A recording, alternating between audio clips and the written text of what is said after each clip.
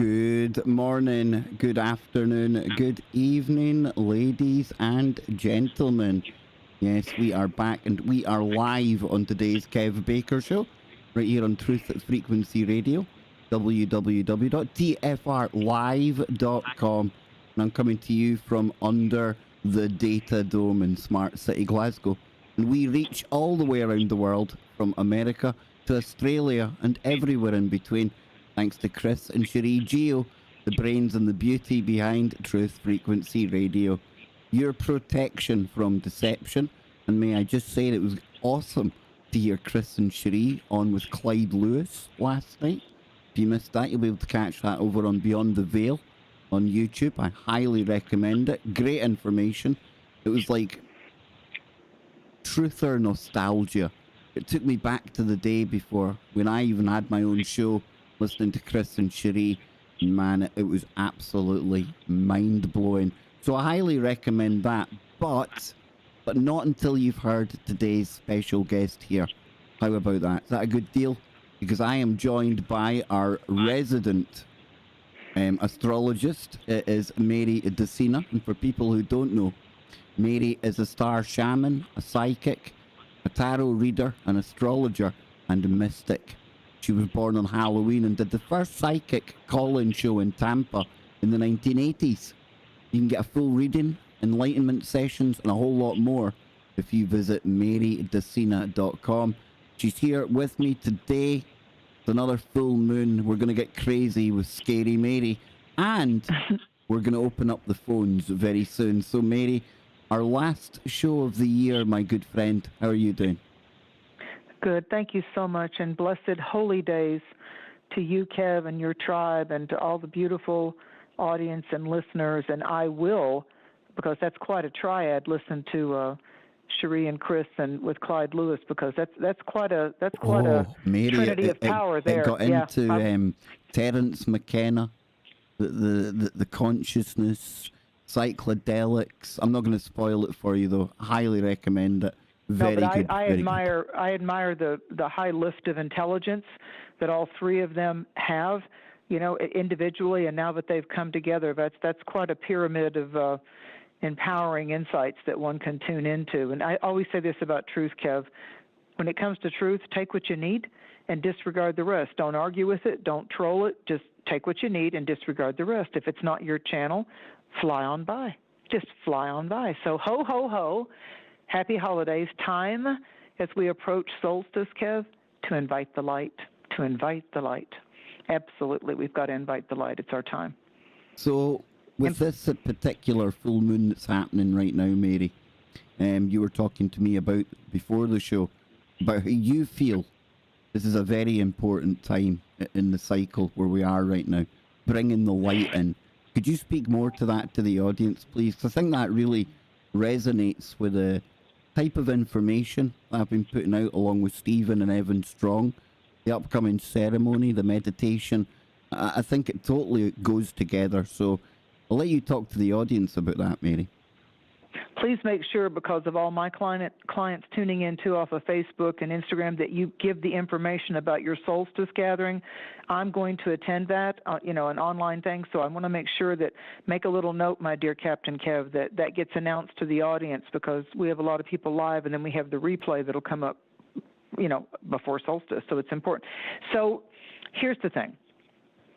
This year, I feel especially, it started to build in 2012. We started to focus. There's a lot of talk about the Mayans and the ending of one Mayan calendar and the events and the beginning of another. And if you think back in your own life, sweet audience, to all that has shifted and changed in 2012, all that started to shift and change in your life, the exits and the entrances, the melancholy, the magic and the madness. And so we've come forward now, and it struck me the other day in meditation that we're really going through, and it isn't all at once, especially I feel as we approach this solstice point on December 21st, we're going through, all of us that incarnated, that are walking on Mother Earth at this time, we came in as we are finishing off an age. We're finishing off an epoch, an epic epoch. We're finishing off the Piscean frequencies, and we've got our big toe stepping into the heavenly waters of the Age of Aquarius. So when something's over 2,000 years long in its duration, there is no one celestial event or one comet or one meteor shower that said, this is it, this is the day we've officially begun the Age of Aquarius. No. But I feel that it really started to amplify in 2017 and 2018 when we started with the lunar nodes lighting up Leo and Aquarius. So all our eclipses during that 18-month cycle were in the signs of Leo and Aquarius. Leo is the opposite, therefore balanced to the sign of Aquarius and vice versa.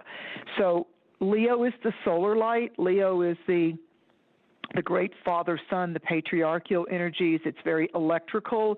It has a lot of radiations. And so we come to solstice, and we think about, even in the Tarot, we think about the aces. Because at solstice, for those of us in the northern hemisphere, it's our longest night when you're in the northern hemisphere. So that ace, there are only 4 aces in a standard tarot deck. And that ace that opens up that season of winter solstice in my neck of the woods across the pond will be the Ace of Pentacles, which is Earth, which is the Ace of Diamonds in regular playing cards, those of you not familiar with Oracle or Tarot. In the southern hemisphere, it's opening up the season of growing and warming, and so that is the Ace of Swords. So when you can pull it up online, you don't have to own a tarot deck. You can just go online and type in, if you're in the northern hemisphere, what are the key teaching points of the Ace of Pentacles, the opening of Capricorn. If you're in the southern hemisphere, to our southern hemisphere tribes, you would look up what are the meanings and the main points of the illuminated Ace of Swords, which in regular cards is spades. And both of these vibrations for the southern hemisphere, it's opening up the electrical masculine yang vibration. In the northern hemisphere, so there's the yin-yang for you. In the northern hemisphere, we're opening up the magnetic, the feminine, the earth principle.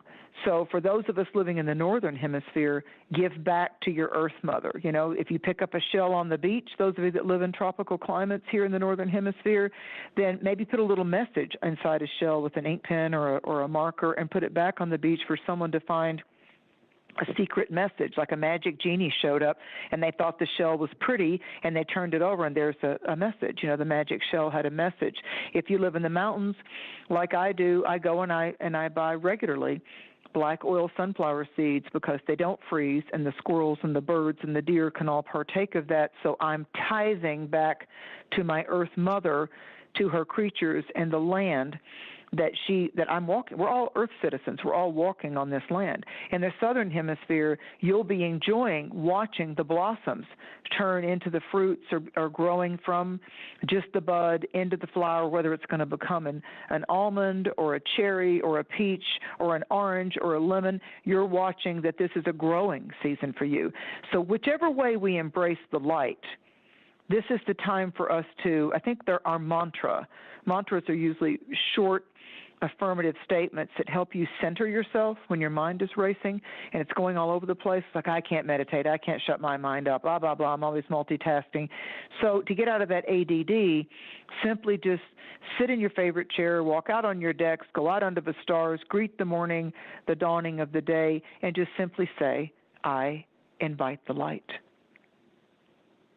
Because as you do that, you're blessing our beautiful Earth Mother Gaia. You're blessing unknown faces and places that you may never travel in this lifetime, but we're coming together in a congruency, a celestial congruency, that we are all not just wanting to survive, but we're wanting to thrive. So I think during the holy days of Kwanzaa and Hanukkah and Christmas and the Feast of Our Lady and all of these festivities that start to come at this time, and Yuletide and Solstice and Advent, it's a reminder for us to take that pause to take that precious pause. And instead of getting caught up in the materialism and the anxiety of, oh, did I remember everybody on my list? And I have to go here. And believe me, the struggles that we have all dealt with at one time or another with a mate or a family and the cranky relatives or the people that are Scrooge in some of the old tales, that we tend to come around in certain family gatherings or tribal gatherings. And given the last 2.5 years, for a lot of us, this will be the first time in a minute that we've been coming together with anybody. It's wild, we need to think about I was thinking about that the other day. It is wild when you think about it, because at times you think the past 2 years have gone by in the blink of an eye because there's been so much going on. Then you look at it another way, it's kind of dragged in. And like you say, this kind of prolonged period away from loved ones. That's why I think really this year, coming back together, Mary, reconnecting and some focused intent, some real positivity out there. If we all agree a time and a date, and I think this summer solstice, if you're down in the southern hemisphere, our winter solstice, I don't know, it's just like my spidey senses tell me. And I'm not usually the kind of guy that goes for all of this, Mary. But I really ain't. I ain't like your kind of new agey kind of guy that goes out and ohms or meditates or all the kind of stereotypical things people might laugh and joke about. But I do feel pressed at this time to be a part of something bigger, because you've picked up on the changes that are taking place. Absolutely. I pick up in my own way. I think all humans are picking up right now. Yeah. We're antenna. Listen, we're alchemists. We're constantly transforming, transiting, transforming.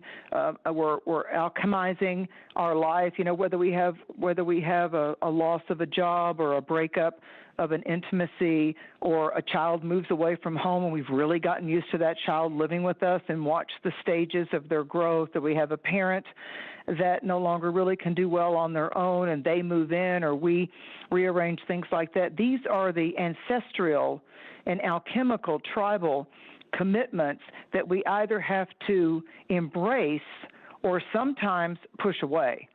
So sometimes we have to push ourselves back from expectations of, like, I don't want my son to move. I don't want my daughter. Oh, my God, my daughter's going to get married. Oh, my God, my son's going to go off to that job or to the military, or they're going to go move halfway across the world. I love them. I want them to do well, but I had grown accustomed to their face in this place. So we're kind of like the three bears. We're kind of like the bears in the northern hemisphere. In the winter solstice, the bears now are hibernating in these ancient mountains. They're hibernating. They've gone into long sleep, as we talk about it. So there's a lot to do with, as Art Bell often referred to, the quickenings. And at solstice, it's a quickening, the quickenings and the dreamland and the dream lodge.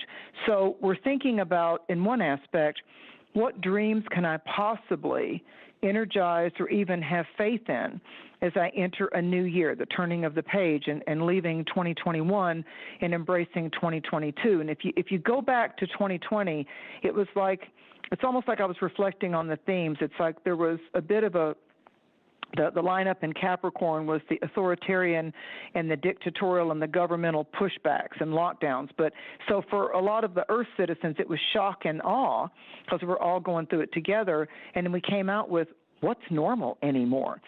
We had fear factors. We had fear factors amplified, if I would short form that. And then in 2021, this year, as we close this year, we had some extremes in finding our safety anchor, our soul's soft moments in the midst of life storms. And then in 2022, I feel like our work is to invite the light and be fueled by faith.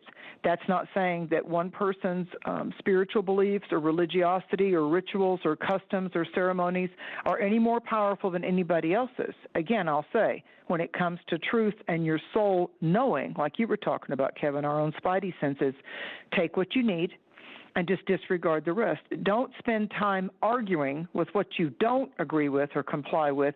Instead, take that wasted, vacuous energy and invest it into how you can champion the spirituality, less words, more action, more boots on the ground. So I do feel that 2022 are going, as we choose to be fueled by our faith, how we each connect to our Creator, to the bigger soul, to the bigger heart. There's new frontiers, and I believe really radical, heart-centered discoveries and opportunities that are going to be coming toward us. And there are 4 signs that are most amplified, like a full moon shines a spotlight in the darkness of the evening.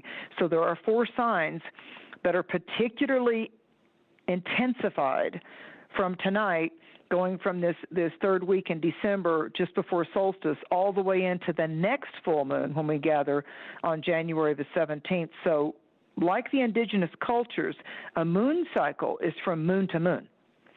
So we don't just say, oh, well, the full moon of December is over with, and so that's the Gemini full moon, so I'm past that now.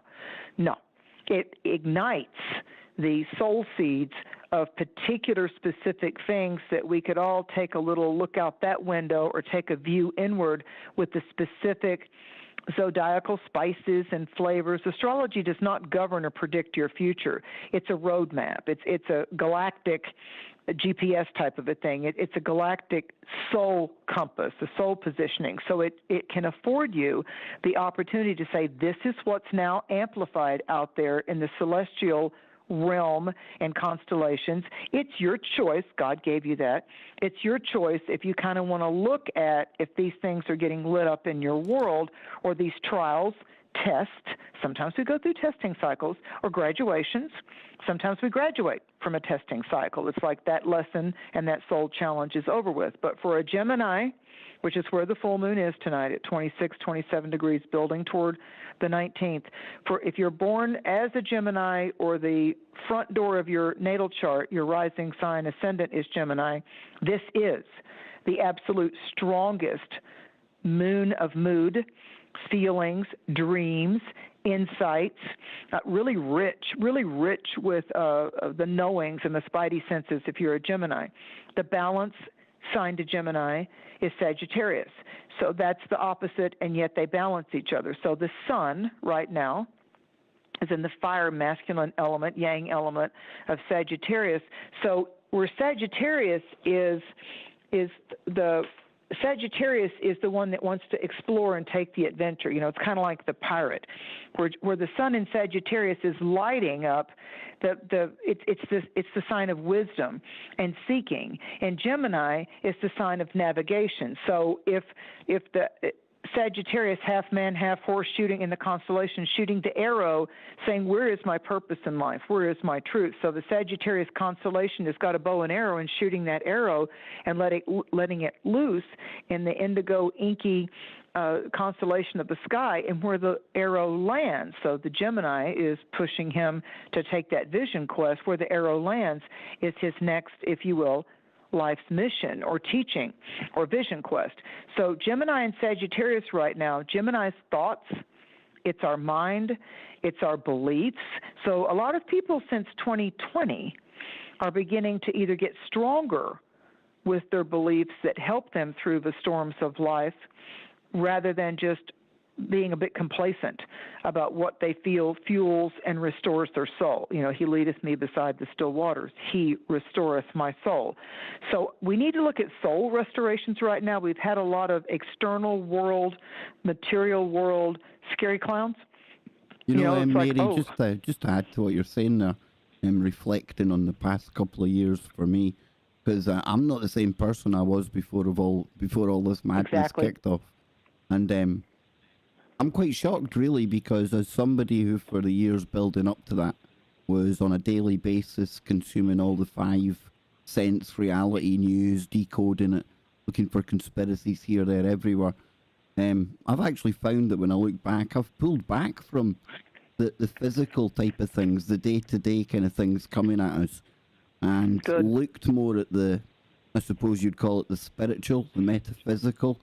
And that's not to say that the way, for anyone listening out there, I'm saying I'm right, or what I'm saying is I'm better than anyone. But when I reflect on how I've changed, I've definitely flipped a switch somewhere, you know. But it's helped me, because I think if I'd been 2 years trying to get into all the different aspects of these stories that, you know, we can't talk too much about, I think it would have driven me mad. I'd have lost my mind by now, a long time ago maybe. look at the term that you used, I'd have lost my mind. So what happened is we had to have the mental transformations. We get so busy in our material world making the money that we make to take care of our families, to pay for the roof over our heads, to go socialize with who we want to, that we get very distracted in the sense in the material world, in the earthly life, in 3D, if you want to call it that I really believe we've gotten a bit complacent since 2019 started to turn that wheel for us, but we had gotten complacent about the fact that we came in from and as spirit, and we took on a body. We slipped on a vehicle. We're operating inside of an earthly vessel, but we are spirit. We came from spirit, amplified by spirit, and that spirit, how we let that affect or infect our thoughts and our thinking processes, and what we put our attention into and onto, to your point, on a regular basis. I believe we had all gotten a bit complacent about how much we watched that news channel or listened to that political or religious, ideology, and started to really fight with the rest and started that great divide, if you will, that great chasm. What's happening now as we approach the great portal of light, the sign of Sagittarius approaching the galactic center just before solstice with this full moon, we're standing at the doorway. It's a portal of solstice. And solstice, when you interpret it back from the Latin, is sun stands still. So equinox is equal day night. Solstice is sun stands still. So we need to invite the light, and we need to, in our own soul reservoirs, we need to take that soft moment of stillness and have the conversation with ourselves and our relationship with the divine and the holy source and the creator and God and Christ and whatever it is around the world that works for you, not just that you adhere to, but the beliefs that really have carried you up and above the storms of your life. It's often not just mortals that do that for you. Yeah, we can have some support. We can have people that betray us, but it's the divine frequencies. It's the heavenly caretakers and guardian angels and guide. It's the supreme deity and beings that understand the bigger picture that we're aspiring to get to, hopefully. So this full moon is activating Gemini, Sag, and the other two mutable signs. Mutable is just a fancy word for changeable, of Virgo and Pisces, because in December, we had a big emphasis in Capricorn starting at the very beginning of 2020. Now we're beginning to shift into more of the Christos, or the sacred frequencies of the Piscean. Go, I make you fishers of men. So when you talk about the fishes, it is the symbol that represents Christianity, the cross of how spirit penetrates matter, and then the fishes. And at the sea, often Christ at the sea, greater works than these shall ye do, shall ye perform. So we're going to come into some really, not the glamour of psychism, not the glamour of Ouija boards, and I don't mean to insult anybody, but not just the glamour of trying to do ghost hunting or UFOs or tarot readings or being addicted to your astrological chart to where it's got power over you and you're not, connected enough with the divine source. None of that has power over me. My primary marriage and relationship is to the divine Almighty I Am. So as we allow that highest frequency, the Heavenly Father, while we reside and walk here in our earthly mother, that's the alchemical rod. That's the magic wand. That's what can soothe our troubled mind, heal our fractured heart. As we do that, as we work with any brokenness in our spirit frequencies and release it, stop trying to be in control and figure it out ourselves psychologically or mentally or whatever. If the first step is you give it to God, you invite the light, then that frequency then has your God-gifted permission to come in and start helping you get unknotted, to help you not be so captured by the dark, haunts and terrors in the night and the loneliness and the longings and you feeling like you're off in the desert or the valley, walking through the valley of the shadow of death. When you invite thy rod and thy staff to comfort you, but God gave us free will, so you get to choose. And I say to my clients all the time, have you made a choice yet? How light? How have you invited the light? So as we come to solstice, there's our earthly symbol. There's the earthly symbol of how we have an opportunity through our soul's antenna to invite the light and to make that commitment that I don't know exactly what will happen, but I need to be fueled by faith and trust. We need that scary Mary energy out there, folks. We'll be back after the break. Don't go anywhere. There we go. Now we are on the break from TFR. I want to thank everyone over on YouTube.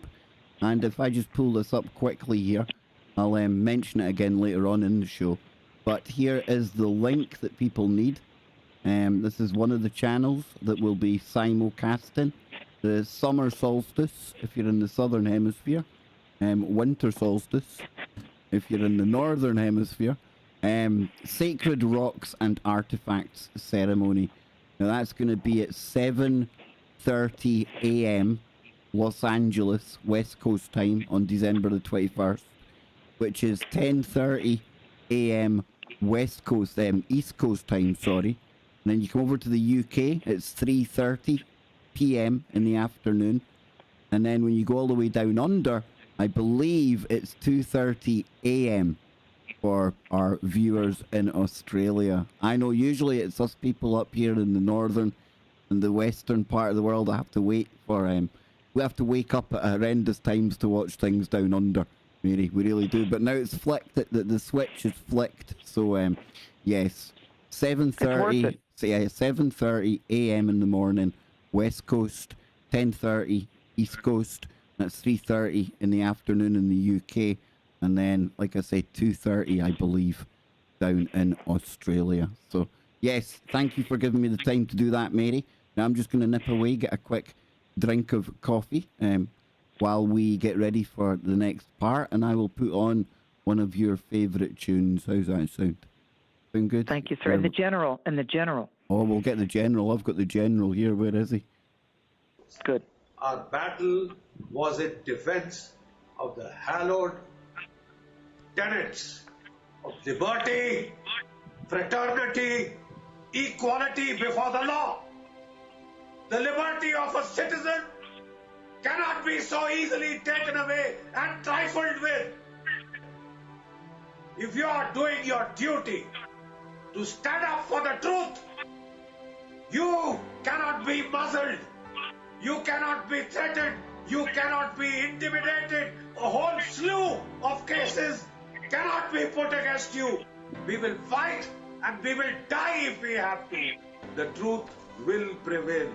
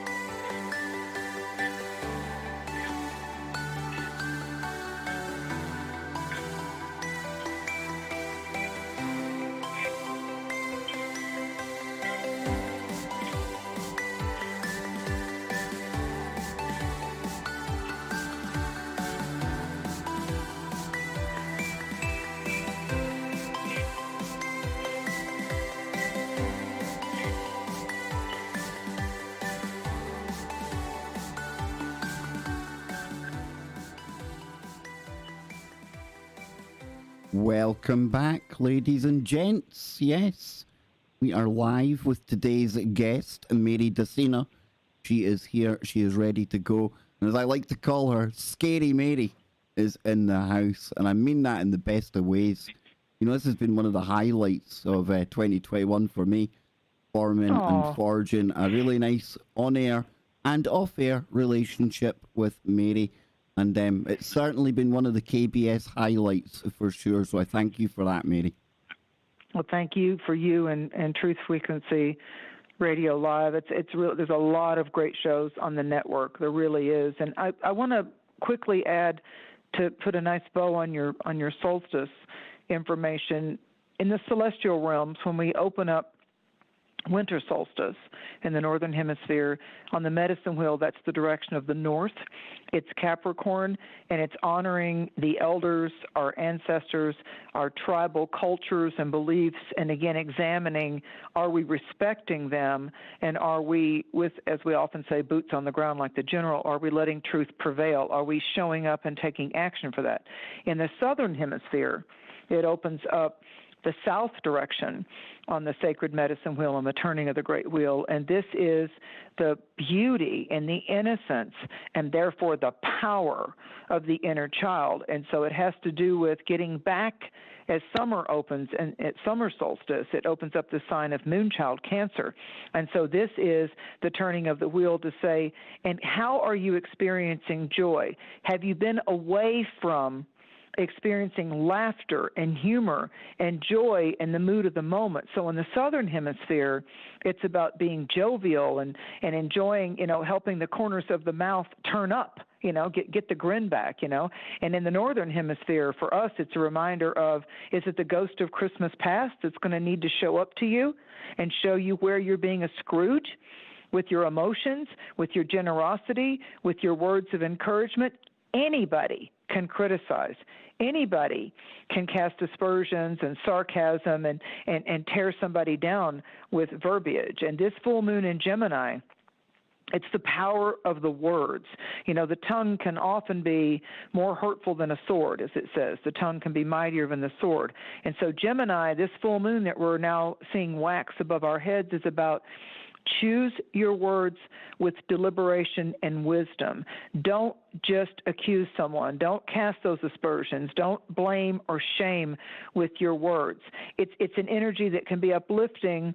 And I'm not saying tell somebody what they want to hear. I'm saying be creative yourself as a wordsmith and find a way to heal and encourage and to inspire someone as we come into solstice. We've got a couple of potentially challenging alignments that are coming up with our stars as we come into the right before the solstice. We've got this T-square going on. So for a lot of people, especially people experiencing their first loss of a key person in their life, that someone that has passed away in a storm ravaged area, someone that was passed away that was an anchor in the family tribe, a child, a parent, a death that made no sense whatsoever, someone that was attacked or taken in our mind's definition as much as we can, that was taken before their time, an unfair illness, an unfair taking of that person.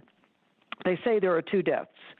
The first death is when someone actually transitions and actually frees their spirit from the body. They say the second death is when no one speaks their name anymore. So at solstice, we remember the names. Whenever I've done a medicine wheel ceremony outdoors, there's a part of the fire circle where I say, you may quietly write it down on a piece of paper, or you may use your breath of the divine, and you can whisper the initials if you want privacy, just a whisper of the animal that died, the person that you miss, the relationship that you feel was a death you weren't ready for, or the sadness you had over a job or a forced move or any of that, or an illness that came to be your teacher of pain and fear and a sense of death and loss. All of those things, just whisper and give it to the fire. Just whisper and give it to this holy fire. Let it go.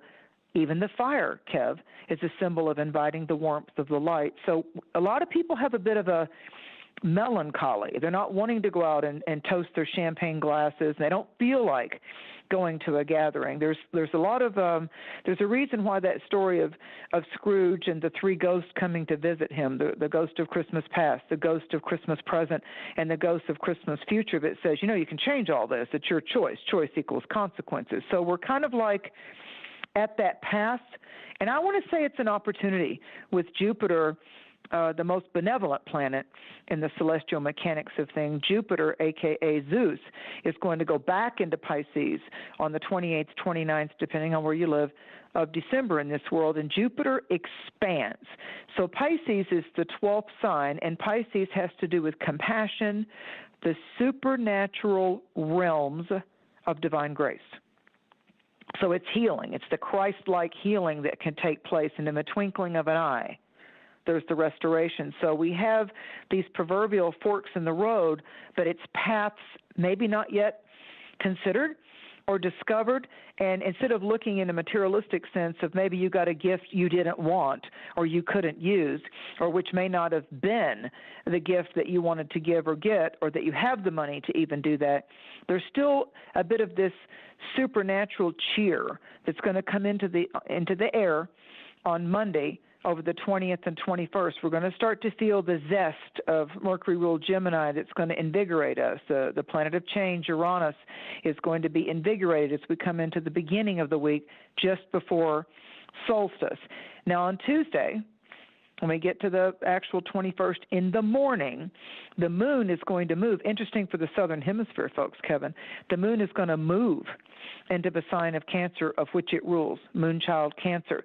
So over in the southern hemisphere, as we go in to the actual solstice morning and day, the moon, it could be of any of the 12 signs, but this year it's going to be in the sign that opens summer solstice. So as a mystic, I would say that even though I'm living in the northern hemisphere, and I'm going to be, once solstice happens for me on the 21st, I start to welcome a little more light every day. For the southern hemisphere in your zone, it's the longest day of light, so it's a very rich opportunity to be illuminated by all that is sacred and holy, and to let that light burn off any haunts or triggers or where you've been tethered by the events in life that made you literally sick. You just got so sick and tired that you got sick and tired and sick of the situation, and it's been infecting your vital life force. This is not just a ritual. This is about actually participating with your mind and your physical earth vehicle body at solstice to be able to say, and the great turning of the wheel. It's solstice. So whether I'm northern or southern, this is a great PowerPoint in your astrological chart, in the sacred indigenous First Nations people's medicine wheel, to say, I allow both the ancient ones, the elders from the north, to help heal my precious, innocent child self that came in full of the fire of spirit before it got influenced by the ways of the world or my particular generation or my childhood conditions. So whether it's the elders and the ancestors or the innocence, regaining the innocence of our spidey senses, our intuition, our soul's reservoir of rich knowing, that's what comes at solstice. But you simply just need to invite the light. There's one more little tension zone that happens for potentially people that are born, especially in Taurus, Scorpio, Aries, Libra. There's going to be what we call the final square, the big news of all the astrologers on YouTube and on the internet. They've been talking all year about Saturn, which is Kronos, the Lord of Time and karmic life challenges, you know, the mountains we got to climb. So Saturn has been involved in the very futuristic sign of Aquarius. We think about Elon Musk and, you know, and these rockets going up and these satellites getting linked out there with Bezos and Elon Musk and the other guy, the blonde guy, I can't think of his name right now, but anyway, they're all sending them up there, these billionaire millionaires, and so they're, you know, rocket men, you know, they're like sending up rocket men hoping they can connect with David Bowie again because David Bowie started the whole thing. So then we have the other planet that rules Aquarius in a corral. It's like the bull, because it's in Taurus. It's like the bull in that chute. If you've ever been to a rodeo, you've ever watched that on TV, which I don't prefer it, or the bulls in Spain that they're finally beginning to make bullfighting illegal because of the torture. The bull in our society, the bull and the cow are revered in India on one side of the world, right? But then when you get into the bull stock markets, or you get into Spain, or you get into rodeos that they do in America where like some cowboy with spurs jumps up on a bull, which ain't normal, and tries to stay on the bull for 7 or 8 seconds to win some kind of prize. Yeah, okay. So the bull is anxious when it's in the suit. The bull is confused and anxious. Why am I out of my pasture, and why am I being hit with an electric cattle prod to roll out of this chute with some human on my back, or who they think are classy, the matadors of torture over in Spain. And the running of the bulls. There's another one, the running of the bulls. So Uranus is in the sign of everything that wants to be solid. I just want to be in my cave, in my fox den, in my home with those people that I cherish. And 2020 into this New Year's door opening has shown us a lot about who really is our tribe, who really is who's got our back, who's really someone that we can rely on instead of just empty words and promises, and people being players. The Taurus element is saying we need to really respect the people that are there, that we can rely on, that are steady as a rock, and the bull. So we've got this square coming up early morning on Christmas Eve between the clash of the titans of Uranus and Saturn. So Saturn in Aquarius can be a little bit self-entitled. So for those of you listening to this, I would be the one that even if I wasn't expected to bring a pie or some rolls or some cheese or a host or hostess gift, I would be that person that did that. Walk into the door of anywhere with a gift of appreciation. If you can't rely on your own sense of humor or your own energy to brighten up the room by genuine, sincere appreciation and gratitude, then take a gift and give that to somebody that even invited you into their fox den in the first place. Even though they said, no, nobody has to bring anything. I've got it all. I'll do the supper. I'll do the dinner. I'll do the feast. Go do something that might be a nice little soft moment for them that put that on for you. That's the way to get over these complicated, sharp-edged type of astrological, horoscopic spurs that come into our world.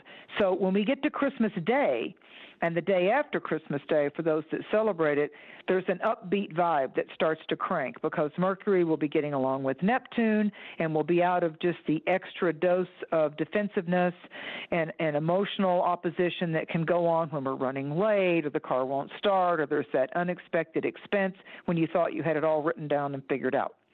So beyond the obstacles, to Kevin's point, as we approach solstice and go into the celebrations of the end of Advent and Christmas and we start to approach the hope and bright promise of a new year, we open up 2022 with the final zodiac sign of Pisces. Pisces comes up into the spotlight as we end 2021 and we're coming up to 2022 and says, greater than these miracles and works shall you perform. What can we do that's bigger than us, not just about us?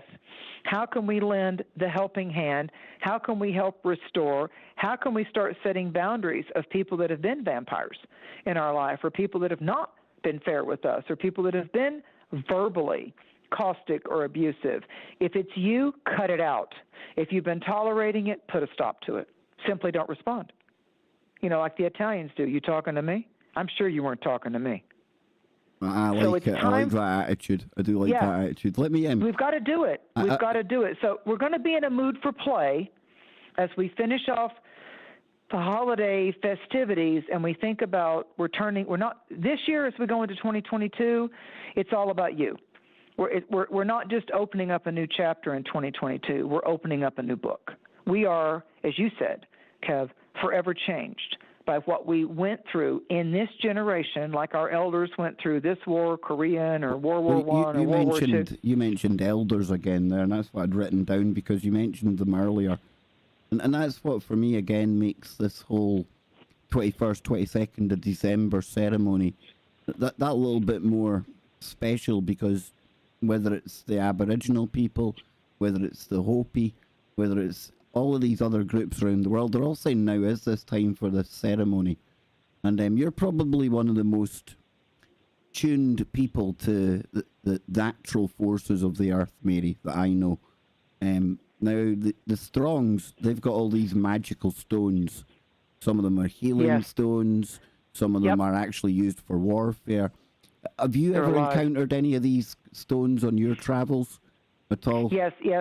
Yeah, when I did my 25 years minimum of dedication to visiting the different tribal cultures and participating in inipis, sweat lodges, and ceremonial circles in this country, I would find that I was at one with, attuned, at one with. The atonement for me, at one with, atonement, if you spell it out and look at the words there, was when they would say the rocks, the crystals, whether it's a river rock or a crystal or a great slab of stone by the lake's edge, or you go to the Kakina rocks by the ocean, these are what we call the standing and sitting people. So the trees are the antenna, and they're reaching to the light.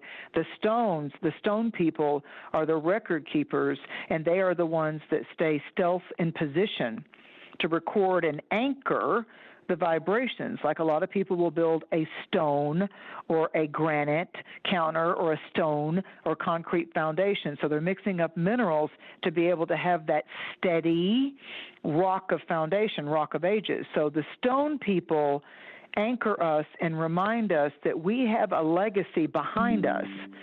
That really, if you just look back, I know a lot of cultures are trying to erase history right now. That doesn't work for me because we can learn from history. So if we look back in reference to when the native peoples, the original peoples were invaded in this country, when all of a sudden their world changed, just like we went through in 2019 into now ending 2021, they all of a sudden had Europeans and a different color of skin show up and just start to bribe and invade the piece of their world. They were in harmony with nature, and like the Hopi and the Taos Pueblo people are teaching, this is the time.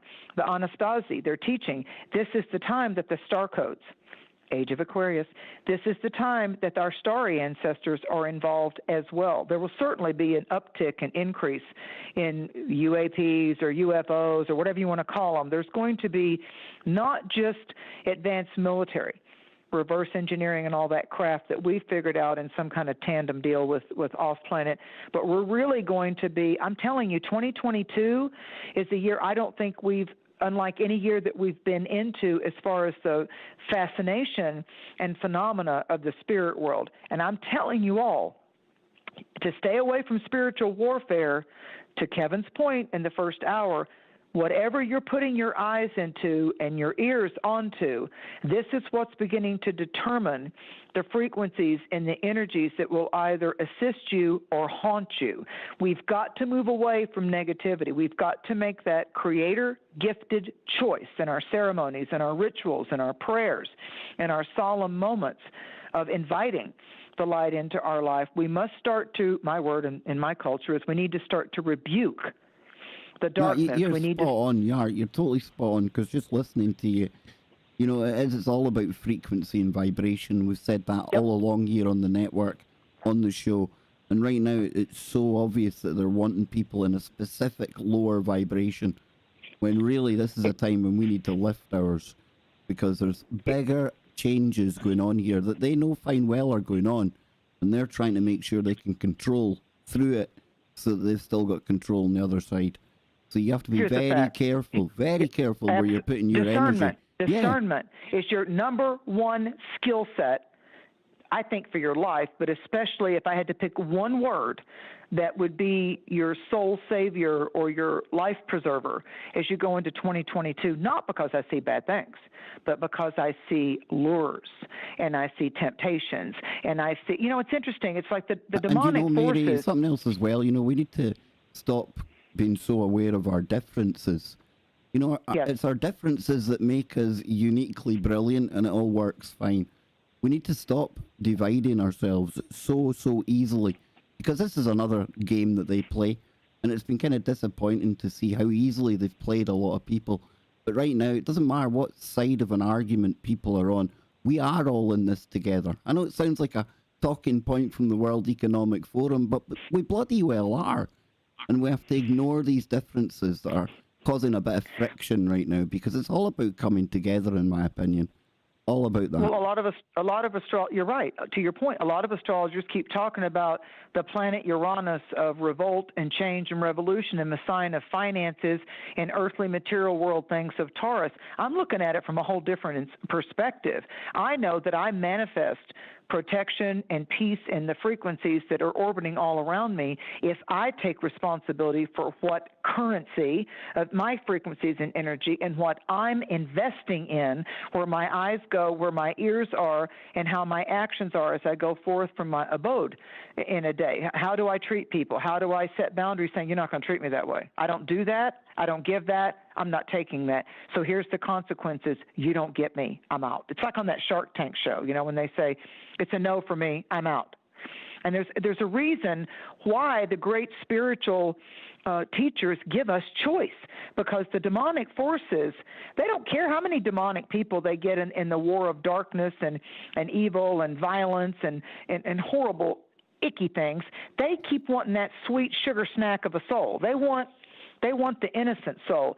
So we have to understand the gift, whether it's off-planet beings or angels or demons. We have to understand that we were given the responsibility to honor our soul that's residing currently in the vehicle of an earth body.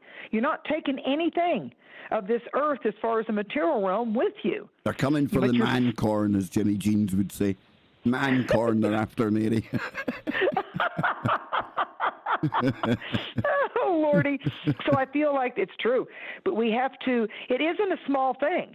We try to, it's like society and news and fashion and finance try to keep us distracted to where we don't look at what the real meaning and the real discipline and joy of our soul's magnificence can be. It's like, oh, no, go take that job. You'll make a lot of money. It doesn't matter if you're miserable. Just go do it, or go do this, or go do that. And if you look back to our elders and our ancestors, when they didn't just get up and go to a grocery store or a little fresh market to get their food. If they didn't grow it, they didn't eat. So we're all pansies when it comes to, oh, I've been through such a rough time. In a perspective of our current time, I understand that. But we're sissies when it comes to what 2 generations back went through to survive on this planet. And the original peoples, the Aboriginal, the Outback, and the people that actually had to respect and rely on our divine Earth Mother. So I also see the people that are going to truly prosper are the people that learn a bit more about growing their own food and the precious medicine in herbs and certain flower frequency energies. I've happily studied that for over 30 years, and I love that the plant medicine and the flower medicine's not just to go on some journey and get high and go greet the spirit vine so you can get high and purge your body. Really? I mean, that's just another glamour in psychism for the most part, unless it helps you level up to be an outstanding frequency as you walk this planet temporarily. It's about frequency. It's about energy. So I don't need your truth. You don't have to have my truth, like Kev says. We can still come together and say, I'm watching how you walk your talk. I'm watching if you walk the walk. Is it just talk? Are you just a silver-tongued devil? Or do I watch you live the example in your world? Get out of the desert or make friends with it. Climb the mountain and take the higher view. Go get baptized in the Earth Mother's embryonic effluvia of the salt water. And go into the lush woods and the forest and look up and watch how the leaves come back in spring to say, it's new life, it's new life. And watch as they wave bye to you and turn the colors of the fire at the ceremony in the autumnal months here in the Northern Hemisphere and say, I'm leaving. But look at the color show I'm going to give you as we go into the season of the sap going down the trees and really the harsher conditions for Earth Mother's creatures when we get snow and ice and blizzards and such.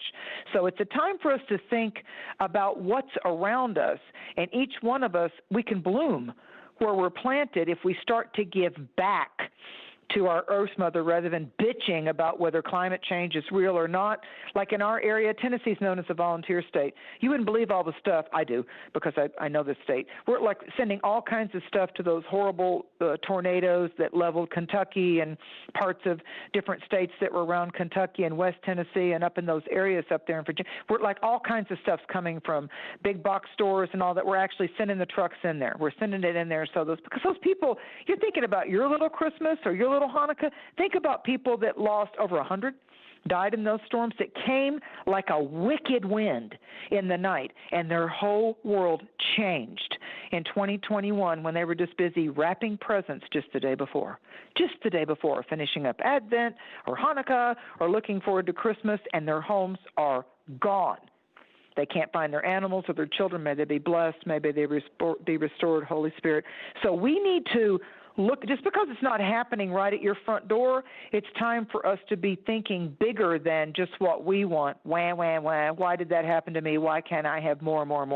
Those days are over. Mary Dusina is live here, and you can talk to her after the break on 213-233-3998. That's 213-233-3998. You can have your say with Mary. I'll be getting my tarot on the other side. Join us after the break for more of Mary Dusina. There we go, Mary. Now we've got 3 minutes. I'll just shove on some tunes and then we'll get back into it, okay? Ahoy. Yes, Captain. There you go. Some reggae for you. Thank you.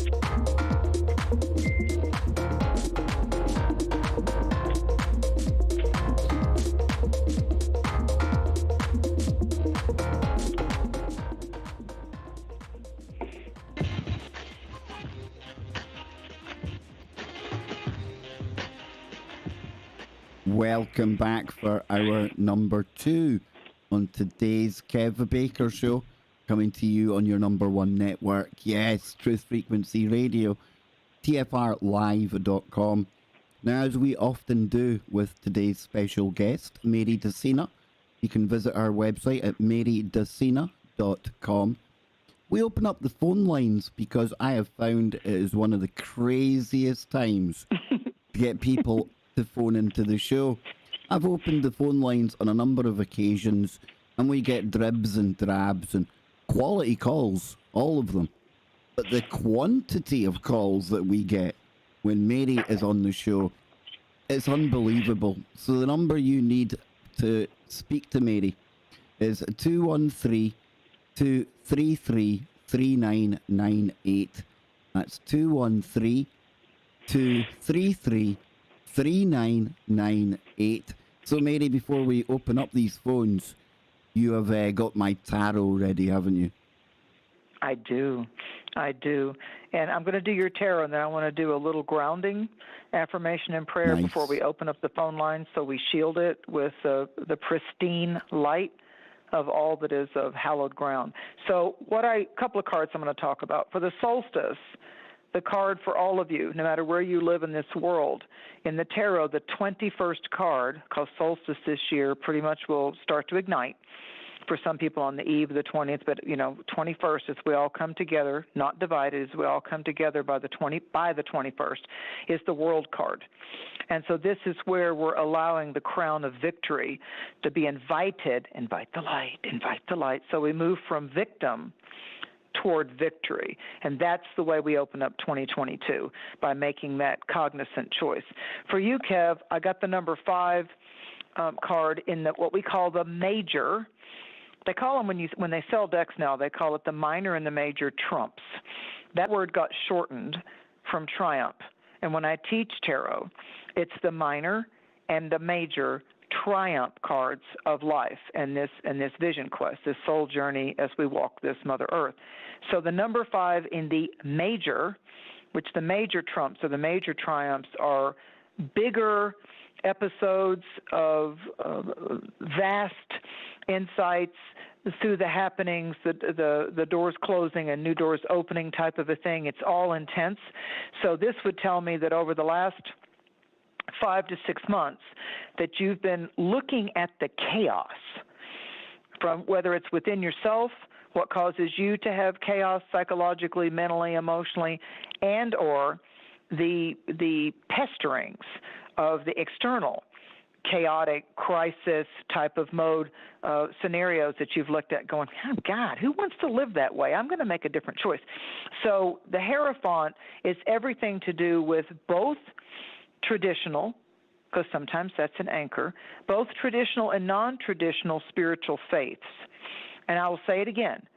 Faith, people look at that word in all kinds of different ways, but my little mountain mama taught me that faith is the fuel that lets the vehicle go ahead, overcome, move forward, grace and glory to be ahead of you. So that the Hierophant has to do, in some cultures, it might be the rabbi or the priest or the original people's shaman or the elder of a tribe, or the ability that you have like loved ones in your dreams and in your out of body or your meditations, that all of a sudden, even though some people are haunted by people that went to the coffin, other people can be inspired by those that left the physical realm and show up in the heavenly realms to meet you halfway in what I call dream tea. They meet you halfway, and it's like you have tea for soul and tea for spirit and inspiration. It's the kind of dreams you wake up or come back from the meditation or the self-hypnosis and say, okay, that was no dream. I was with my dad. I was with that dog. I was with that elder. I know it ties to a past walkabout or past life type of experience. There's some big truth teaching there, and that's where you take a nice communion cup of discernment. So the Hierophant is about the symbolism and how the symbolism and the sacred spirituality can actually heal you. Like over here on my side of the pond, the eagle feather. The eagle is Great Spirit in most of the First Nations cultures. So for them, Great Spirit is what I might call Holy Spirit. And great mystery is like Holy Ghost. So it's just different language, words, Gemini full moon, that have to do with how we're just trying to talk to each other and describe some things we can't put into words. And that's this. The Hierophant card is your inner teacher, first and foremost. And how is Kev defining, like the general that we both like, how is Kev being inspired or defined or empowered by the spiritual advisors or the teachers, both his own soul, and that which helps to restore his soul. This would, yeah, play the general. I love him. There you go. This is war cries. That'll do for now. We'll play out with the general. I love him. Yeah. I have got to get the words of how he talks about truth prevails no matter what comes up against you, because I love his accent. But I got to get the Gemini moon. I got to have the words to what he says that you played going into break. Although I must admit, this is my personal favorite. I think you'll like this one. So what are you going to do about it? Nothing? Sweet Fanny Adams, is it? Creative sarcasm Yeah. and getting right to the point, getting to the soul of the matter. So Pisces rules our feet, and it has a lot to do with the feet and the SOLES, and so the Hierophant brings up some of that. So take care of your feet as Jupiter's coming into Pisces, and it's going to align with Neptune, which rules Pisces. So the more that we can take care of our feet, our ankles, our circulation, what we're breathing in, and what we're making a very conscious decision to breathe out is also a part of the Hierophant. It's communion, it's baptism, Kev. It has a lot to do with these different cultural, ritual ways to be washed of our sins and invigorated by the grace and presence and glory of the divine. So I really feel with this card that the stellar, the heavenly frequencies, and I sent you a picture of your card, are literally coming in to the crown chakra, the top of your head, that we often see in antique art. You know, Jesus and Joseph and Mary have the halo above their head. Often angelic art will have the halo. The cherubs have the little wings and the flowers. Botticelli's Venus. You know, we've got all these different things that are electrified as we are magnetized when divine creatures show up in our life. I also feel that 2022 will be, for you, Kev, more of an open book to do with angelology, the presence of the angels, the dominions, the thrones, and the powers of the angels. And I feel like that maybe some words you looked at before, some writings, some teachings, some literary poetry, lyrics of songs, biblical, whatever it is, ancient elder stuff that you may find in your own family books or Bibles, I feel like that the words will be like a prescription. They're going to come alive for you. And I feel like the illumination, you know, it's like when words jump off the screen, when words jump off the page. It may be that there's a certain book that just plops right off the shelf as you go through a little used bookstore, or all of a sudden you hit a website and you're going, that's not what I searched for, but bam, there it is, and it comes up. And you know it wasn't really the algorithm that we're used to here by dictatorial or government type of things. Actually, in my latest choice on Audible, love listening to books. I'm a slow reader, but I love having somebody read to me. That sounded a bit creepy, but I actually chose one very randomly. Usually I would just go for the recommended on your previous choices, but this time I went out my way and found something a bit random. And I tell you what, it proved to be very, very educating and entertaining at the same time. So yes, I absolutely get where you're coming from. Yep. Yeah, let's look at our E word. And number one, it's not creepy to be read to.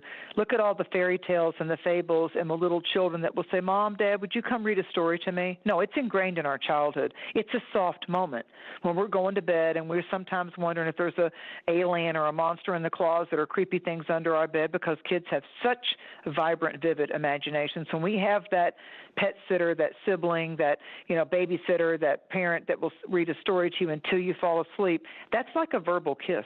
You see, I'm the babysitter that would have probably said, you know, I'd read the nice story and then on the way out the door, don't forget about the shadow man. Don't do that. I see, I'm a wronging, Mary. I'm a wronging, so I am.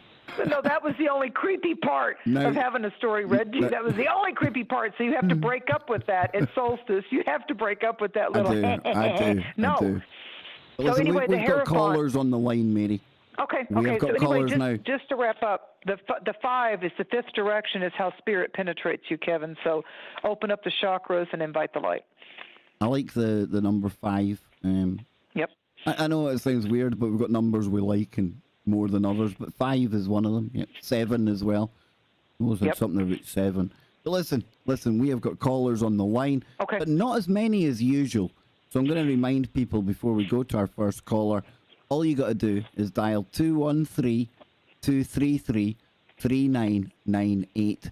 That's 213-233-3998. And let me just remind people, tomorrow in hour number 2 of Freaky Friday, we're going to be going live down under to our alien ancestry for a pre-ceremony conversation. Yes, indeed. So join us on Freaky for Friday for that tomorrow. So then, Mary, let's do this. We're going to area We have to do code. our grounding prayer. Wait. We have to do our grounding prayer.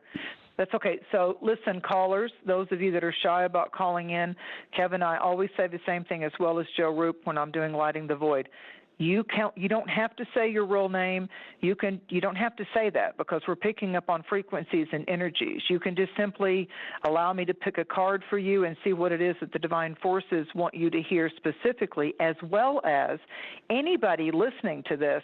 It's a reading for you as well, as a group, as a tribe that are gathering here. The fact that this show showed up for you at all, you're listening live tonight or you're listening to the replay, all of this, as you put it together, as you put every little name of every card or message together, can also form a sentence of empowerment for you. Entertainment, empowerment, and being enlightened because of it.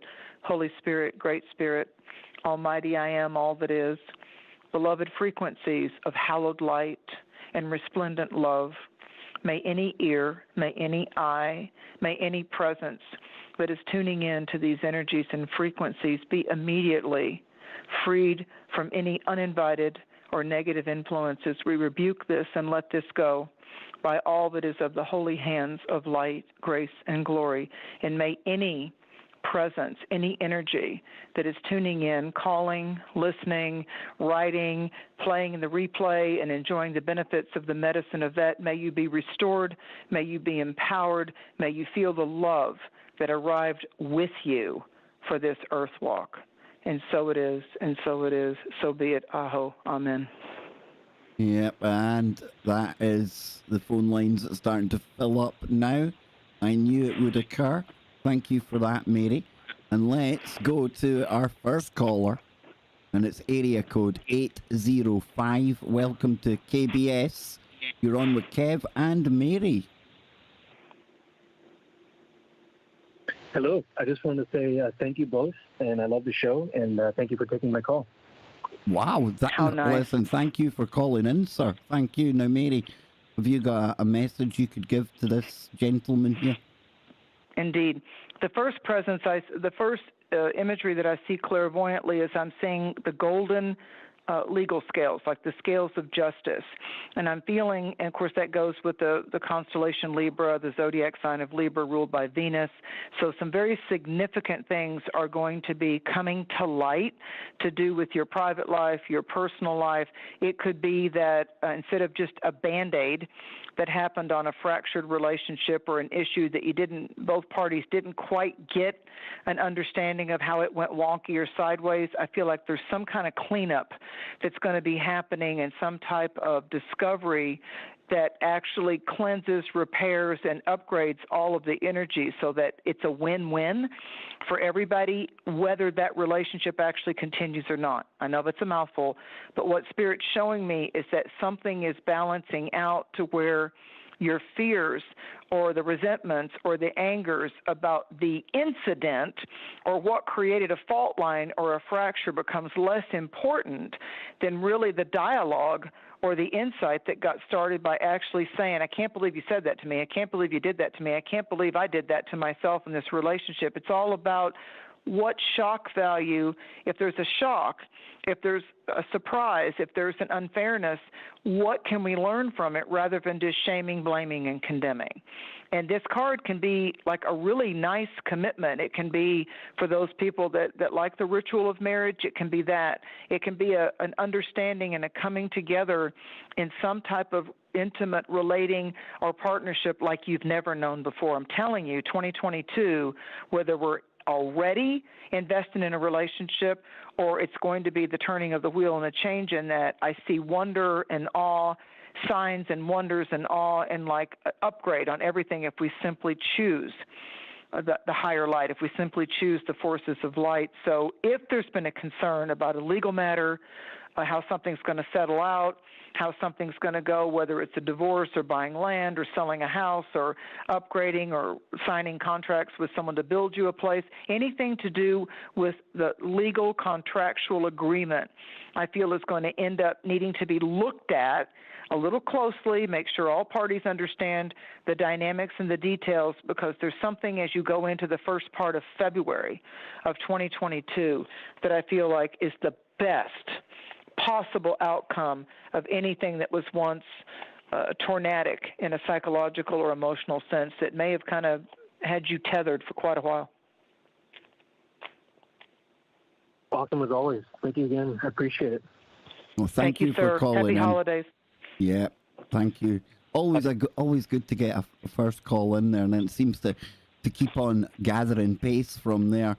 But that was a really nice guy. You could tell from his voice there. I like hearing the different voices, you know.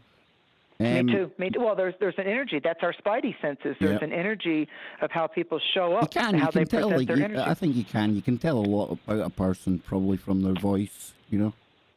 Well, we're electromagnetic creatures, Kev. We're electromagnetic creatures. I mean, so we're sensing each other's energy. We're feeling each other out, Mary. Feeling each other out. Happy holidays. So, area code 801. Welcome to the craziest podcast on Earth and probably other planets as well. Good. But you're on with Kev and Mary. Welcome to the show. Yay. This is Tina. I love it. Yay! I like that. And Kevin, I will read to you at night. Oh, there we go. There we go. See? I love that. See, with one sentence, word power, Gemini, with one sentence, she came in with a soft moment of comfort and a commitment of someone that would be a tribal sister. That rocks. 100 points for you. See, this is why I love doing shows with you, Mary. We bring out not only the best in people, but the best of people, you see? Absolutely. Absolutely. And you know what? Whether it's Tina or the other gentleman or the callers yet to be in the mystery of our immediate future, these are parts of Tina and that gentleman and Kev and Mary. These are parts of us and expressions of us that, in my humble opinion, I don't think we've had enough of a platform to be able to express for a long time. Everything's been so tense or intense that we need to have the spirit of play more. And Tina showed up for it. You know, she showed up for it going, okay, I'm going to play fair and I'm going to play creative and I'm going to give some of my energies as I open up this call. Well done. Well done. Bravo. Well done. Want to know what your card is? Yes, Mary, and I'm so glad I got to get in. I felt selfish calling again, but I really want to. It's fine. You know what? It's meant to be. Kevin, I know that. Yep. It's meant to be who's in the beginning of the show and gets the longer reading versus when it starts to jam up, as we call it, the psychic speed round. Yeah. So, okay, now what I get for you, the card itself is called the Knight, Knight, but they sound the same, don't they? The nighttime and the night. The Knight of Cups, which is the Jack of Hearts or the Knight of Hearts. And he is known also throughout history as the White Knight, the knight that's not here to do battle to you or for you. And he has the wings on his helmet in this deck and the wings on his ankles of his boots, which is astrologically symbolic of Mercury, the messenger, which rules and governs this full moon that's waxing in the skies over our heads right now, all the way into the 19th at 27 Gemini. So this is about the creative thought process and how maybe you're making your to-do list, or how you're going to maybe tweak a recipe, or how you're going to look at the written word and actually make that pie, or try that lasagna, or write that letter, or send that card, even though it's air quotes a bit old-fashioned, to actually snail mail anything. What if that absolutely is the only card a person ever got? Yeah. So this is a proposal. This is a proposal. So the Knight of Cups, he's coming forth with a golden chalice in the tarot, which is a heart. He's offering his heart to say, I'm here to show you that the road ahead isn't as rough. Wow. Yeah. So when you think about cups, what do? We toast the champagne, we pour the wine, we actually take Holy Communion in some sense or a word, in some type of fashion. You know, when I do medicine wheel teachings, we first put a spirit plate, my favorite thing, once the ceremony is over with, when we're going up to gather and break bread and have feast with each other, right? That no one touches any drink or any food until everything that everybody brought is put on a plate. It can be a paper plate or a plastic platter, and it's taken out into nature. And we give to Mother Nature and a little bit of whatever someone was drinking, wine, water, whatever, and we set it out in nature, and then we do blessing, and then we come back into the hostess or the house where the ceremony happened, and then we break bread and we eat together, which is like a consolidation of the ceremony. So this is a cup being offered to you of take and drink.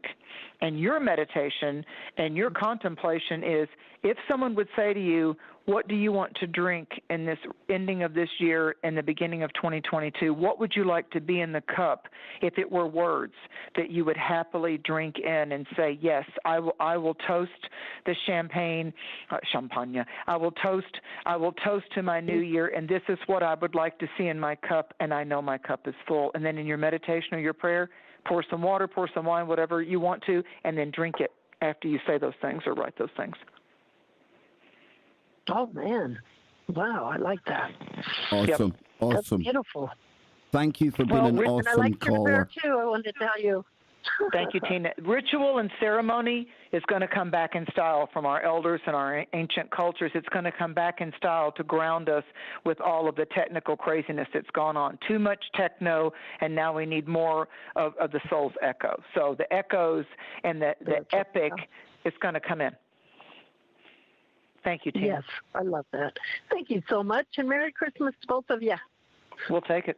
Merry Christmas to you as well. What a lovely caller. But, you know, picking up on something you were talking about there, and it never escapes me, you know, if we go back to the actual card that you were talking about there a moment ago, I'll bring it up here. I had it somewhere. The Hierophant? Yeah, I think I've got it here. You mentioned Mercury, the wings on the helmet. And of course that takes me right back to my younger days in the army, as people would have seen on the screen there. But our cat badge, because I was in the Royal Signals Communications, was Mercury. And it's not lost on me that here I am even later in life. You know, again, it's communications. Wow. It's on the airwaves. It's doing similar to what I was doing in the army. I'll send you that picture right now. Yeah, Mary. I want to see that. Wow, what a talisman. You see what I mean? Just like you said, here we are, we fast forward, and we're sitting in the gift of the moment, the present. That's why it's called the present. It's a gift. And in this now moment, Kev just received the empowerment frequency of, like, back then when you were busy focusing on a different type of communication and signal corps and all of that. Look, Mercury was with you. We speak tonight about the power of words and communication. It's the full moon in Gemini. It's every time, like, there's a few times we've been together, and I've not mentioned it because to me it's just like, well, it's just another Mercury connection. But then when you start putting it all together and you start looking at the bigger picture, you think, well, no, there is something to that. Exactly. So, I've sent you that picture through. That. I've sent you that picture through. Now we're almost on the break, so I don't want to go to another caller right now because that would be unfair, because we would have to cut them off at the break. So Mary, we've got about 2 or 3 minutes left. And what do you want to kind of say to the audience before we change gears and get ready for a fast-paced last segment? We'll do it. So let's look at let's move it from Christmas toward the first of our new year. So we kind of have that little bit of a heavy energy celestially, potentially. If I tell you that it can be challenging, then you're not going to succumb to that. Capiche? If I tell you that you don't need to get frustrated or on the defensive Christmas morning, Christmas day, let it go and create joy in the room. That's your job if you're hearing this. So as we go past Christmas, then we're going to find that we're going to connect into what's festive for us, and we're going to have some more upbeat vibes. We're going to be in the mood for play as we go into Christmas and New Year's. So it's like Jupiter makes its return to Pisces. So if you could do some kind of healing exercise as you go into the new year, if you could do something that's encouraging, maybe help out at a soup kitchen, donate some stuff. It's more about the cosmic Santa Claus, the spiritual Santa Claus, and like instead of it being the old man and Messiah and the baby of the new year, you're going to rest well as you open up January 1st of 2022 if you were able to brighten up another person's potentially past dark corner of the world. So this is about long past Christmas. We need to still be showing up as the light in the dark. We'll be back after these short messages. Don't go anywhere.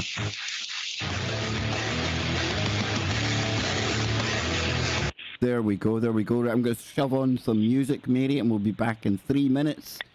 I sent you that little picture there on Facebook, so I'll be back in a moment, okay? Thank you. Here we go.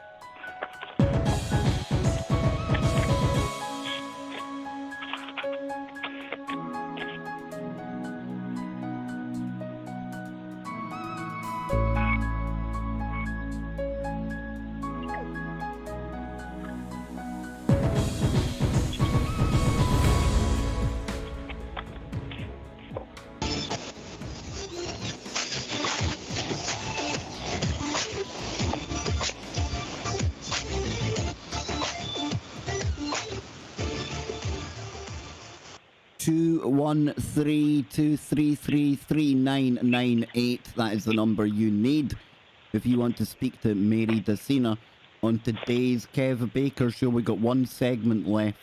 We've got 4 people on the lines. We've got time for more. 213-233-3998. You like that, Mary? Right in from the break. Hit them with a number. I'm telling you, we're getting like a professional outfit around here. I might add before you go back to the calls, you're so funny, so creative. A lesser known card in the tarot for the energies of our winged messenger of Mercury is known as the Magician. So the Magician is the number 1 full-on yang vibration, full electrical, where you get into the yin, that's full magnetic, drawing down the power of the moon, drawing things to you like a magnet. But the Magician is also in a lot of tarot teachings. The Magi, or the Magician, is also the one that's very much into accepting the alchemy and the manifestation of change. A magician doesn't fear change. He knows how to ride the waves. Oh, I like it. I do like it. So without any further ado, Mary, let's head back to the phone lines. We're going to Back to the psychic rodeo. Here we go. Yeah, exactly. It's going to be another good one. I can sense it already. Area code 703. It's your time. You're on the Kev Baker Show. Welcome to the show. You're on with Kev and Mary. Hi, Kev. Hi, Mary. Happy holidays. Thank you for being a positive light. Thank you. Thank you for appreciating that. You're most welcome. I want to ask if you'd be kind enough to pull a card for me. It would be, as we say across the world, my pleasure. Okay. If you hear little noises in the background when he's coming to the calls, I'm actually mixing the cards, so you might hear the shuffling noises. So that's not anything wrong with your equipment. It's got to do with the mystics busy moving the cards and putting frequencies into motion. So you got the Empress. So this is Venus. And is so this Venus... like a cosmic cocktail? It is. Take a sip. So we have this is interesting for you. We have a really powerful, what we call a transit or an alignment, where Venus is going to turn retrograde. People hear about Mercury turning retrograde all the time, but Venus is going to retrograde, and as we end December, she's slipping below the horizon, and she's not going to be she's going to become the morning star when we get to mid-January. All of that's relevant for you, anything to do with Venus right now. So the Venus symbol rules the signs Libra and Taurus. We're actually going to have a very important motion shift, like we're going to be like kind of changing directions and looking in different avenues we don't normally look at, especially you. When we get to the 19th, Venus will retrograde, and she's going to be kind of busy with that in Capricorn, and then Mars will go in Capricorn. So there's an old-fashioned, nostalgic, I want like Stevie Winwood's old song, Higher Love, or I Want to Know What Love Is by Foreigner. There's a lot of things that have to do with why have we gotten so far away from love, and we've gotten so isolated, or our tactile or our sexual healing or touch is on a screen instead of wanting to connect with another viable Earth citizen creature. So I feel like that you're wanting to take a chance with romance, and I feel like that you're wanting to actually understand and develop more of your particular expressions of, now watch the difference, sensuality versus just sexuality. Do you understand the distinction? Yes, ma'am. Okay. So what's going to win the game, what's going to win the deal, is more to do with sensuality. There's a big difference between bathing someone that you're attracted to in a sensual way instead of just hopping in the sheets with them. You create a moment when you wash their hair, or you baby powder them, or whatever, whatever your shtick is. But I mean, there's something that when you're doing sensuality, it's more to do with a touch of, you can feel safe with me. I'm not here to hurt you. A lot of people have had so many childhood wounds that they just want to just dispose of, or they're embedded in their cellular memory, and they have a lot of work to do in therapeutic style to get rid of how they dissociated, how they just shut down on it. So when they actually meet up with an attraction, a safe person, that can do those kinds of sensual one-on-one, let's give each other safe comfort, let's give each other safe touch, let's not dump a bunch of expectations on each other, and let's just enjoy the present, the gift of each other. A lot of gifts in holiday seasons or birthdays or anniversaries, the biggest gifts are the ones that give you mountains of memories. And that's where I see you going. I see that you're ready to change course into how you've been doing or having relationship. Do you understand that? It's a communion time for you. Sounds great. You ready to do the work? Yes, ma'am. I'm doing it now. Okay, the first step is for you to upgrade how it's up to you. You're the teacher and the student. You need to write down what it is that you feel like defines new forms of sensuality rather than just the human, animal sports sex type of thing. This is more to do with sensuality, which is going to also shake your apple tree too, because you're used to like the mechanics of sexuality, and people like to put that on some kind of 1 to 10 scale, which I think is ridiculous, because when you get into sensuality, the moment held the magic, and the magic lasts long after the act. I'll finish with that. Greatly appreciated. Appreciate you. Happy holidays. Great call, great answer, great everything. You have a wonderful holiday, and thank you for calling into the show. And we're going to move on now to area code 801. You're on with Kev and Mary. Welcome to the show. Good evening. Hi, how are you? Very Blessed. good. How are you?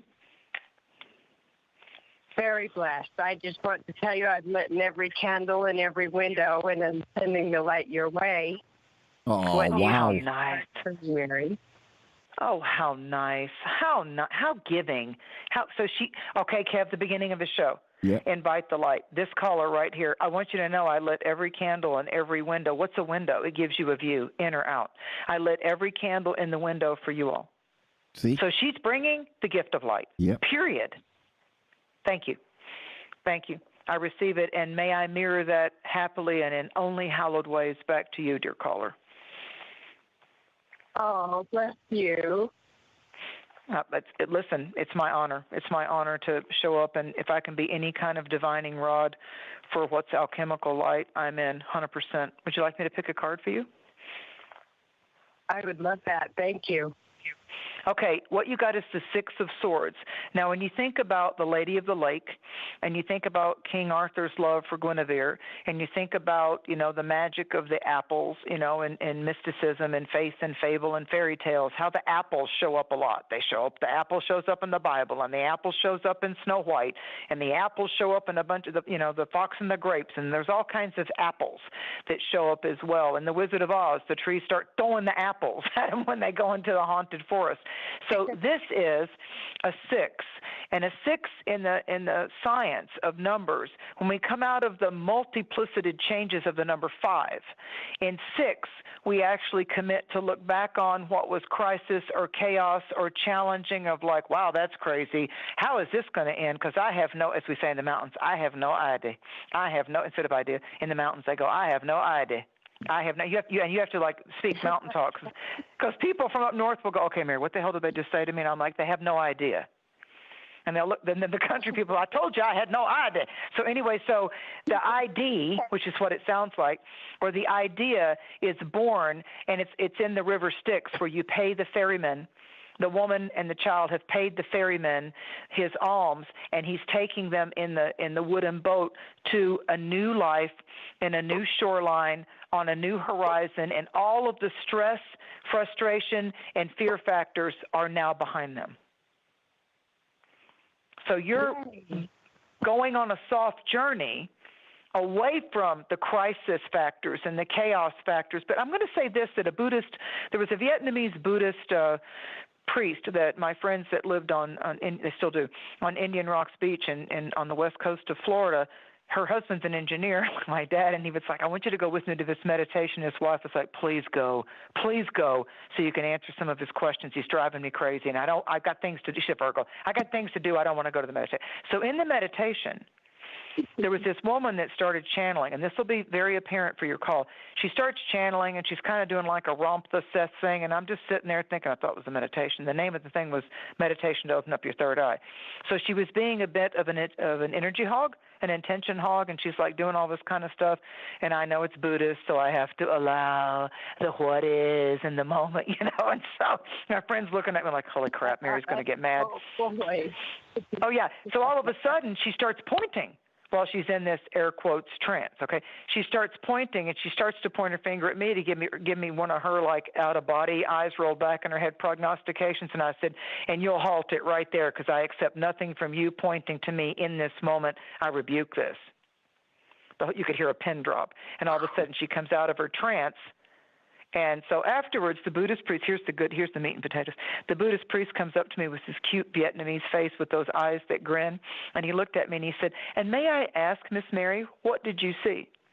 I said, well, I felt and saw a demon, but I could be wrong. I'm not casting judgment. I'm just saying what I saw. And he said, indeed, a demon was there. Indeed, very good, very good. And I looked at him, and I said, so tell me what's very good about the demon. I got like all defensive for her and defensive for the group, like I wanted to do like my Halloween spiritual, I'll rock your world with lightning bolts kind of a thing. And he said, well, perhaps here's another perspective, and this is what applies to you.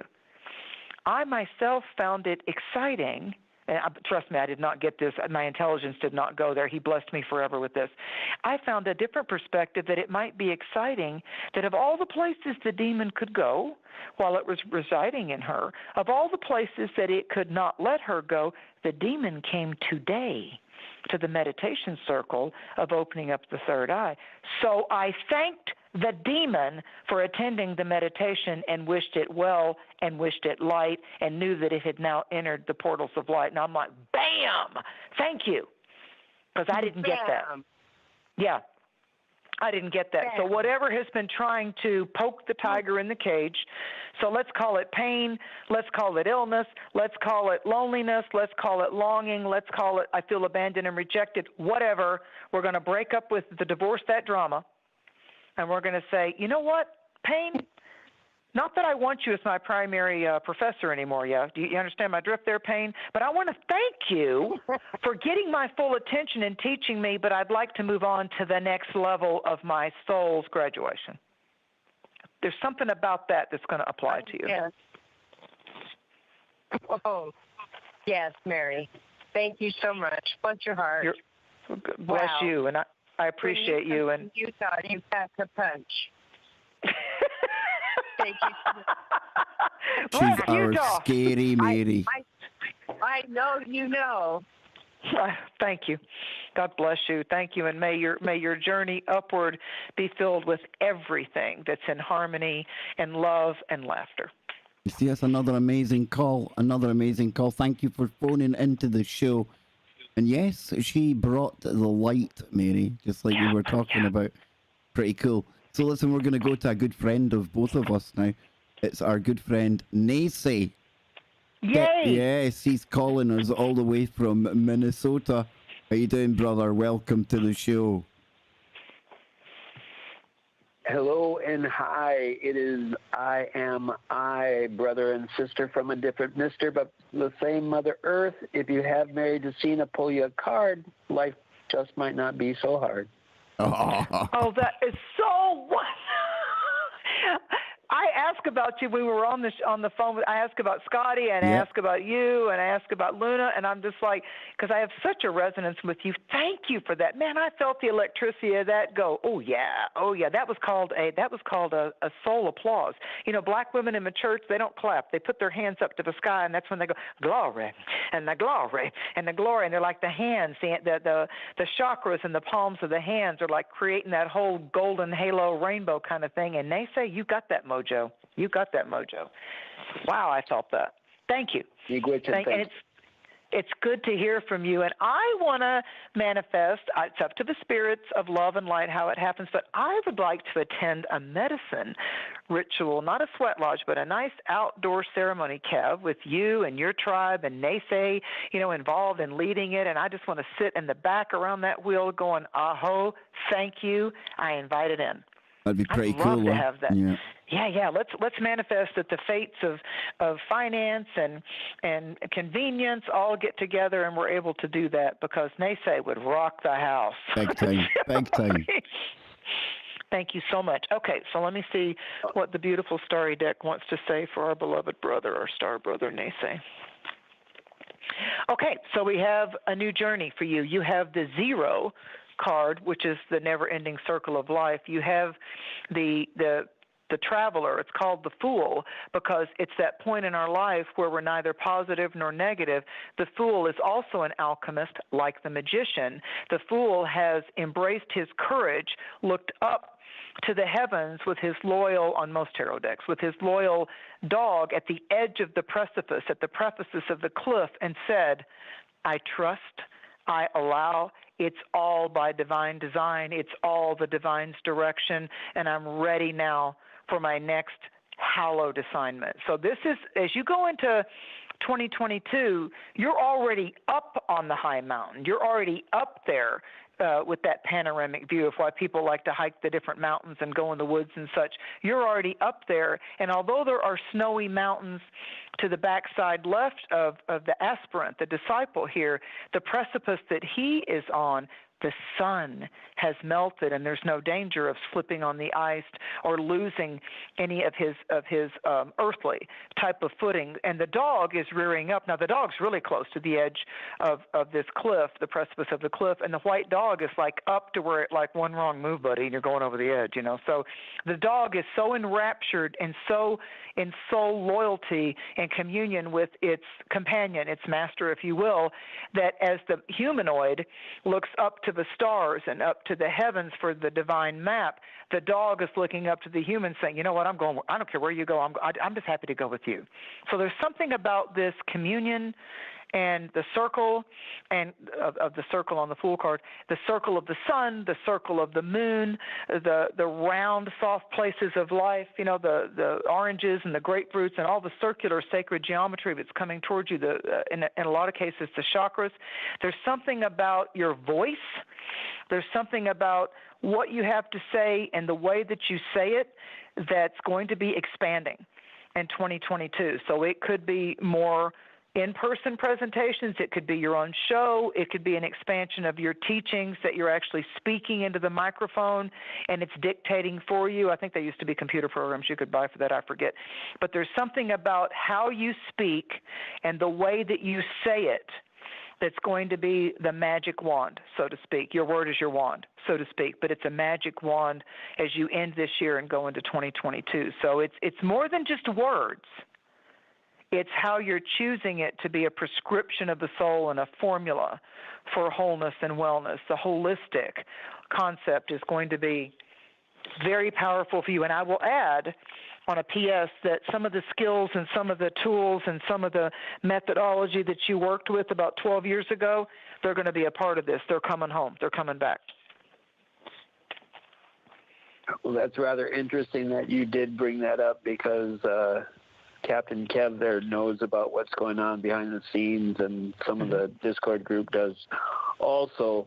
Something's finally coming into fruition in the future, so that is wonderful. And I am, and many times have I said it, that I bring up the circle because that is one of my favorite symbols, because the circle is a two-dimensional representation of the sphere. And there is nothing to sphere, but sphere is everything if you look close enough. Oh God, that's so oh man, that just leaves the air. Talk about something alive in the ethers right there, my brother.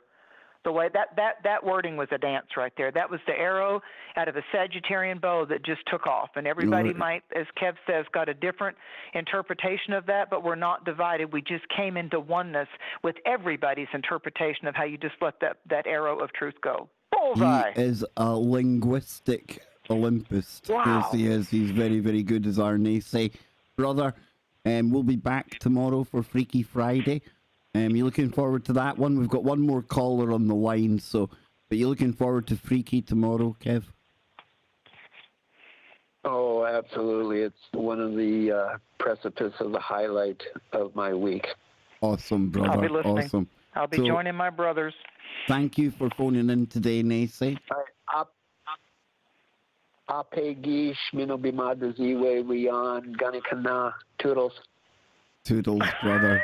Toodles. Talk about an exclamation point. Oh, wow. That's our Glory. naysay. So last caller, area code 541. Welcome to the show. You're on with Kev, but more importantly, you're on with Mary. Hi, Kev. Hi, Mary. How are you? Good Hiya, evening, good. caller. And how are you, our little last caller of December 2021? So you're our present with a bow on it. And so what say you that you would like to know? Oh, I would just love for you to pull a card for me. Okay. So what I pulled out was the 10. In the minor triumphs, in the minor trumps or triumphs, the 10 is the highest number of any of the 4 suits that you can get. The pentacles are diamonds. So talk about sacred stones. You know, it's a piece of coal and you polish it up and it becomes a very valuable illuminating diamond. So the 10 of diamonds, 10s in oracle cards or in the artistic fashion of interpreting the dream of tarot has a lot to do with I am now not a diamond in the rough anymore. I'm now ready to shine, and it's a card of prosperity. It's a card of the things that used to worry you, the things that used to be the gnashing of teeth, so to speak, have now been divorced. Congratulations, pat yourself on the back. And I feel the 10 of Pentacles is talking about a family type of bonding of where everybody seems to be finding their own passion of purpose, and therefore it's bringing them wealth in their work, wealth with their work, which to me defines holistic wellness. Wow. Okay. That resonates a lot. That's very insightful. Your work is expanding. The way you do your work, where you might do your work, who's coming in alignment and allegiance with the type of work that you do, all of that is expanding. And I see like the sunrise coming up over mid-March into mid-April of 2022. So please call us back and let us know by the springtime of exactly how that shooting star took off for you, if you would. I will absolutely do that. Thank you so much. You are Thank welcome. you. You are welcome. Now, Mary, we've got one more caller has sneaked onto the line. Good. Will we go to area code Good. 801 for the very final caller of 2021 to Kev and Mary? Welcome to the show. Hi, Kev. Hi, Mary. Hiya. Blessings. Blessings. Yeah. Would you like a card, my dear? I got in. Yes, I'm stricken. I'm speechless at the moment. Yes, please. Okay, thank you for being speechless and calling in to hear some more words. So you got the star. Now the star in the tarot is a major, triumphant type of vision quest, and it's all about the energy of Aquarius, the constellation of Aquarius, the planet that governs it, Uranus. So it has a lot to do with one foot placed on the mysteries of the water. So walking on water, trusting with faith the mystery of what's yet to be the moment, and the other leg is kneeling on our Earth Mother. And most people don't notice in the tarot that on the 17th card, that's the number, on the 17th card, the star constellation is pouring water back into the pond, and the other urn, the other jug that she has, is she's pouring the water onto the earth. So her foot is resting on top of the water. Water is emotions, feelings, whether you're dammed up or the current can flow. The current can flow ahead and take us into points of change. So she's pouring water back into the main reservoir. She's giving back while her foot rests on top of the scrying or the oracle or the way she sees herself and her reflection in the water. It's a liquid mirror is what water is. And then she's also pouring water on the land to give thanks and to enrich the land. So there's 2 ways that you're working with. I would call it the earth signs and the water signs. Now, Aquarius is an air sign, but we've got water and earth being amplified by the heavenly signs and wonders. So look for shooting stars. Know that the new moons and the full moons that are coming up in 2022, so think about January 3rd at the new moon, think about January 17th at the next full moon, and the eclipses that start to pop in April. April and going into May, the eclipse is shifting to Scorpio, Taurus. There's something about that Scorpio, the Phoenix Eagle, and Taurus, the Bull Oxen, that are going to be very pronounced in your life. So that means basically late April, May, late April going into the third week of May, and late October going into third week of November. These are the iconic, epic times for your realization and your empowerments in 2022. Thank you. I'm still speechless. I just rush into wonderful, happy energy. Thank you. So glad Tina and Georgiana got through and all the other callers. And thank you, Kev. Thank you for the show. Thanks, Mary.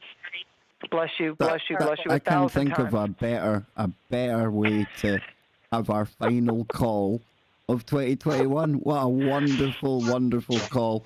All of you were wonderful. Mary will be back not same time next month, but I think it's the 18th she'll be back. 17th, there we go. So until next time, wherever you are, make it TFR and didn't touch that dial. Happy holidays. There we go. Now, we're still on YouTube, but Mary, tell people about your website and I'll pull it up on here. Thank you, YouTube, and thank you all the other social etheric airwaves that we're able to touch, and how your energies bless us and go forth to bless others. The website is Mary, M-A-R-Y, D as in divine, U, S as in spirit, I, N as in now, A, Mary Dusina.com, and on Facebook it's Cosmic Conditions is my public page.